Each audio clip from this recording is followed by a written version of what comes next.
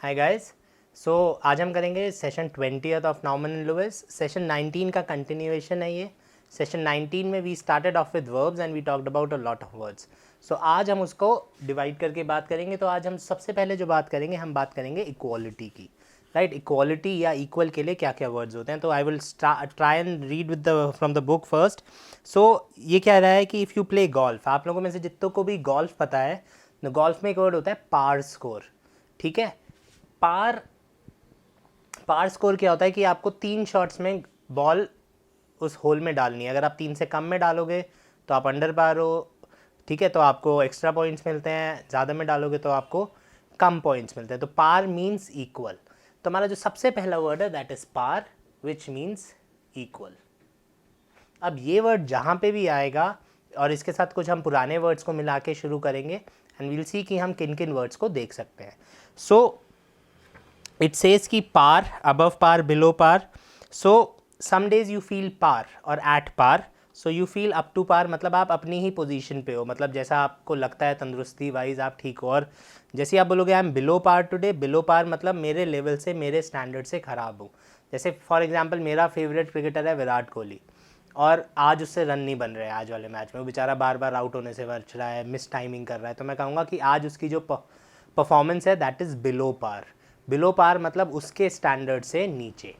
ठीक है, दो बैट्समैन को मैं कंपेयर करूंगा तो मैं कहूँगा these two batsman are at par. At par मतलब बिल्कुल बराबर की टक्कर है, मुश्किल है इन दोनों में फ़र्क कर पाना। सो हमारा जो आज का पहला रूट वर्ड है that is par, which means equal. Right, अब हम मूव करते हैं कि किस तरीके से इस वर्ड को हम यूज़ करेंगे एग्जाम्स में एंड वोकैब के लिए। So the first it says is par means equal. And इसके साथ वो क्या कह रहा है कि when you speak of parity, parity बहुत कॉमन वर्ड है। जितने लोग कॉमर्स के स्टूडेंट्स हैं उन लोगों ने बहुत ज़्यादा सुना होगा इनकम पैरिटी। इनकम पैरिटी आज आज से 2 साल 3 साल पहले टेनिस में विमेन टेनिस प्लेयर्स ने बहुत ज़्यादा इसके अगेंस्ट एक मूवमेंट छेड़ा था कि हमें इनकम पैरिटी चाहिए।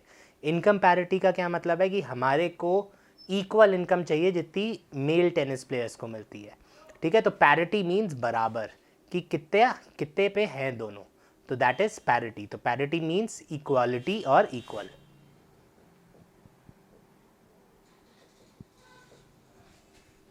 राइट, सो पैरिटी मीन्स इक्वल।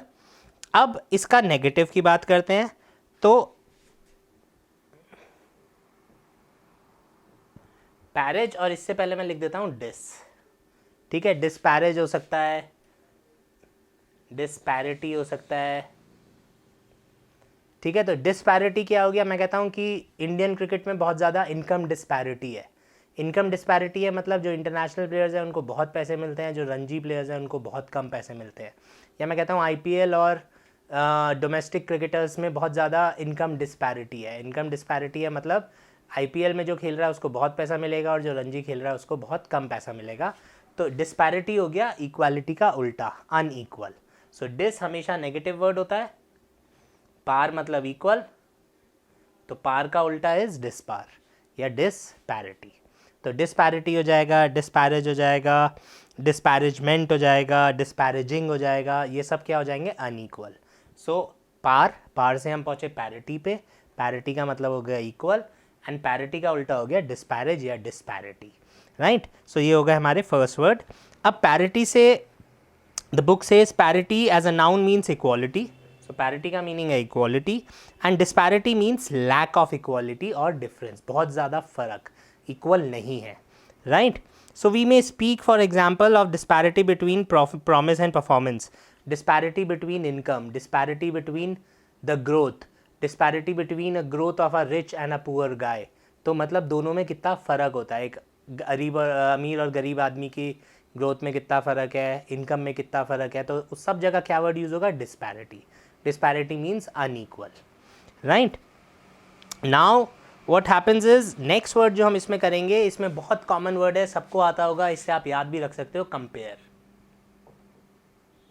अगर आपको मेरे पुराने सेशंस याद हैं तो कम का मतलब होता है विद और पेयर का मतलब होता है इक्वल।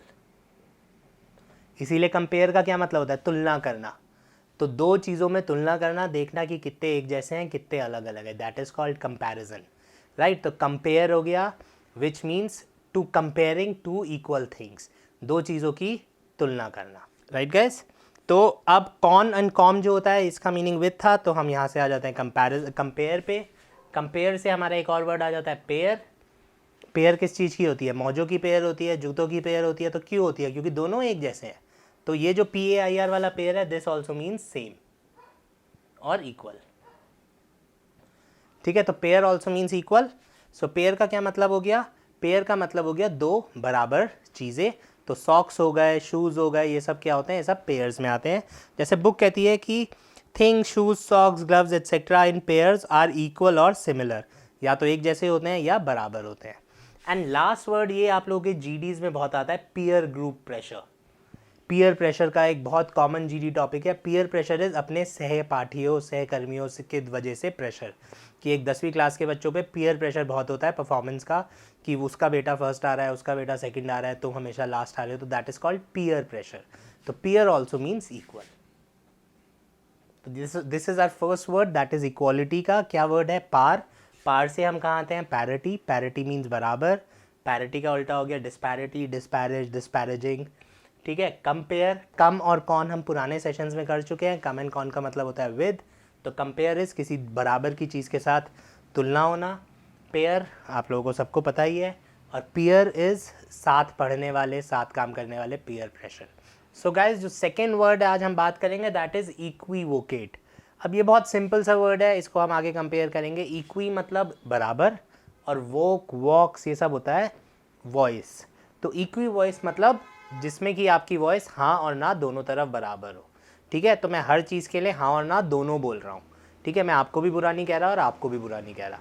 तो जब मैं अनइक्विवोकल की बात कर रहा हूँ, अनइक्विवोकल का क्या मतलब हो गया? दोनों में से एक चीज़, या तो हाँ या ना, ठीक है। तो I am very unequivocal about it. तो या तो ये सही है या ये गलत है। If I am equivocal about it, या सही भी हो सकता है, गलत भी हो सकता है, ये भी ठीक कह रहा है, तुम भी ठीक कह रहे हो, that is equivocal. So equivocal हो गया जब आप दोनों चीज़ों को इक्वल इंपॉर्टेंस देते हो। एंड अनइक्विवोकल हो गया जब आप दो में से एक चीज़ को इंपॉर्टेंट देते हो, या तो हाँ या फिर ना। तो इक्विवोकेट और अनइक्विवोकल, जैसे बहुत सारे लोग बोलते हैं कि पॉलिटिशियंस, चाहे किसी भी दुनिया का कोई भी पॉलिटिशियन हो, जब वोट लेने से पहले वो अनइक्विवोकल होता है। वो एक पर्टिकुलर अपनी चीज़ बताता है, ये भी करना है, ये भी करना है, ये भी करना है। उसके बाद क्या होता है? वो इक्विवोकल हो जाता है, कर भी सकते हैं, नहीं भी कर सकते हैं, क्या करें, प्रॉब्लम है, and so on. May be this is a way of understanding this thing. तो अनइक्विवोकल हो गया जब आप दोनों में से एक तरफ खड़े हो, और इक्विवोकल हो गया जब आप दोनों साइड खड़े हो, आप हाँ भी बोल रहे हो और ना भी बोल रहे हो, राइट। अब इसको हम कंपेयर करते हैं एम्बिगुअस से। सो इक्विवोकेट और एम्बिगुअस, ये अभी रिसेंटली आए भी थे किसी एग्जाम्स में। दोनों में बहुत ज़रा सा फ़र्क है, तो let's just talk about it. So guys ये दो वर्ड्स अगेन बुक में लिखे हुए हैं, एंड ये exactly same words I think SSC में आए थे, राइट, या उसमें CAPF में आया था, I am not very sure, but the point is equivocal and ambiguous, दोनों में फ़र्क क्या है? इक्विवोकल है हाँ और ना दोनों चीज़ बोलना, बहुत सोचे समझे तरीके से किसी को बेवकूफ़ बनाने के लिए। मैं आपके साथ गया, मैंने आपकी कर दी, उसके साथ गया, उसकी कर दी।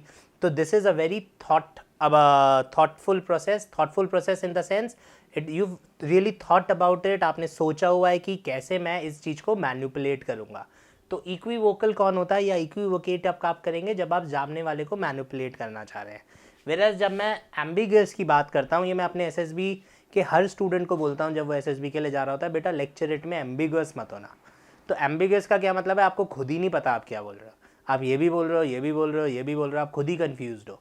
तो एम्बिगस इज जो आप सडनली बोलते हो और जिस बात का कोई क्लियर मीनिंग नहीं होता, वेग, यार मुझे तो तुम्हारी बात ही नहीं समझ में आई, that is ambiguous.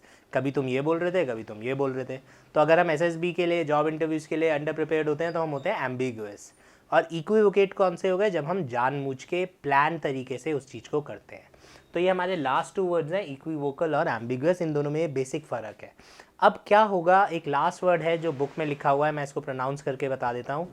French word है, can be use for spoken English, but exams में आने के चांसेस बहुत कम है। That is double entendre. Double entendre, double entendre is a French word which means double meaning.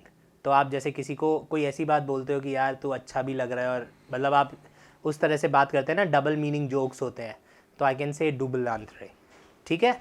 So these were certain words. Let's just quickly revise हमने कौन कौन से वर्ड्स आज किए हैं. तो हमारा फर्स्ट वर्ड था पार. पार मीन्स पैरेलल. उसके बाद अगर मेंट या आईटी लगता है, हाँ ये पार्ट्स ऑफ स्पीच जब आएगा उसके लिए आपको ईजी हो जाएगा. जब ये दोनों वर्ड्स लगते हैं सेंटेंस के लास्ट में तो आपका वर्ड हमेशा नाउन होता है. ठीक है. उसके बाद डिस का मतलब होता है नेगेटिव, DIS. ठीक है. उसके बाद इक्वी का मतलब होता है इक्वल, EQU. वॉक्स या वोकल का मतलब होता है वॉइस, आवाज़. ठीक है. उसके बाद एम्बी हम पहले कर भी चुके हैं. एम्बी डेक्स्ट्रस आपको याद होगा. ठीक है. तो एम्बी इज़ बोथ. तो एम्बीगुअस इज़ जब आप थोड़े से कंफ्यूजिंग हो रखे होते हैं. तो दीज आर सर्टेन वर्ड्स. ठीक है. एंड आई होप क्लियर हो गए होंगे. एंड जो भी डाउट्स हो आप हमें कमेंट कर सकते हैं. Thank you guys. Thanks for watching the video. If you found this video helpful, press the like button, subscribe to our channel and ring that bell icon so that you can get notified every time we upload a new lesson.